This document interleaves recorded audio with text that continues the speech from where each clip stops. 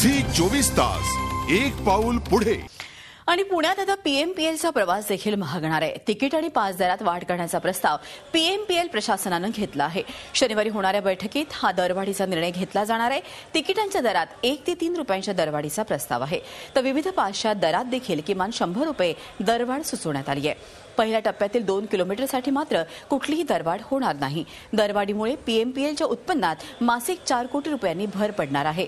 Diesel दरवाढीमुळे पीएमपीएलचं कंबरडं मोडलंय। या दरवाढीमुळे पीएमपीएलला महिन्याला 8 कोटी रुपयांचा तोटा सहन करावा लागतोय, कारण पेट्रोल पंपांवर डिझेलचा दर 53 रुपये असला तरी पीएमपीएलला मात्र तेल कंपन्यांकडून 64 रुपये प्रति लिटर दरानं डिझेल मिळतंय।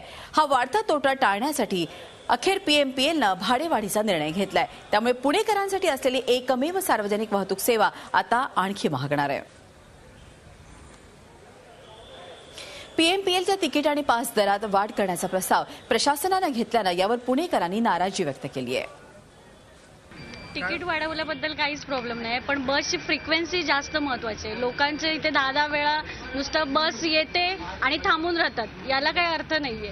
मग किती वेळ माणसांनी वाट बघायची, आणि रिक्षा काय अफोर्ड करण्यासारख्याच नाहीये। दररोजच मला प्रवास करावा लागतो आणि अशा परिस्थितीमध्ये पीएमटीने परत भाडेवाढ केली तर ते एक डोकेदुखीचं आहे, कारण भाडेवाढ सगळ्याच बाबतीत झालेली आहे आणि परत पीएमटीची भाडेवाढ, तेव्हा आमच्यासारख्या ज्येष्ठ नागरिकांना प्रवास करणं मुश्किल झालेलं आहे। सर्व्हिस व्यवस्थित नाही। आत्ताच 1-2 महिन्यापूर्वी तिकीट वाढलेलं आहे, त्यामुळे हा सामान्य नागरिकावर एक हेच आहे, दरवाढीचं हे चुकीचा निर्णय आहे। जे काय आता दरवाढ म्हणजे बसचे झालेत, माझ्या मते ते व्हायला नको, कारण की आत्ता जेवढे भाडे सध्या रेंट आहे, फेअर आहे बसचे, तेच आत्ता आजकाल लोकांना खूप महाग झाले।